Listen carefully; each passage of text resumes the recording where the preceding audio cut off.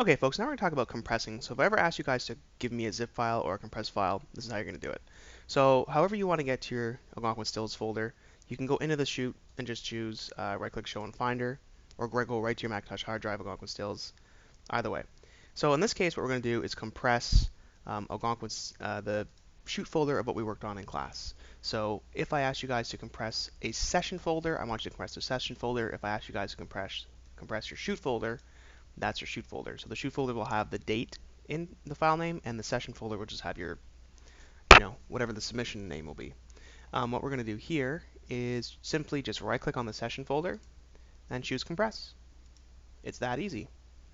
You'll get a zip file. Your icon will look different than mine, and depending upon the size of your session, the time it'll take will ultimately increase. So I'm working with 1.38 gigs. It's going to take less than a minute. I will pause.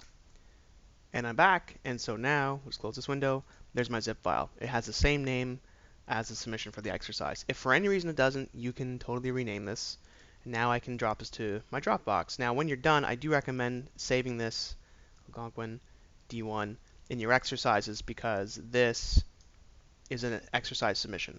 Okay, you can drop it to my Dropbox from here if you want. If you want to just put it on your desktop temporarily and then file it back, you totally can. But I'm just going to put it on my, actually no, I'll leave it here, and I'm going to show you what happens when you open it. So if I double click on the zip file,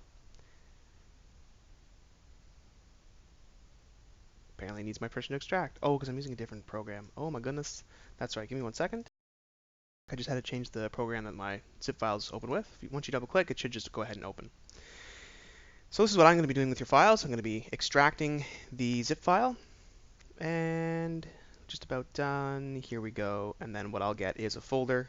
Last name, first initial process. There will be your captures, your selects, and your outputs, and all that good stuff. Now, just so you guys know, if I look at the file size difference, I'm just clicking on my file and hitting Command-I for file info. The file compression is really not that great. So I saved about, in this case, like 0.4 gigabytes, 0.04 gigabytes. So that's really not much. So you don't think you're going to be able to zip everything and you're going to save a ton of data, but it's just a great way to contain things, and you should know how to do it because some people require it. So there you go, folks. That is how you compress something.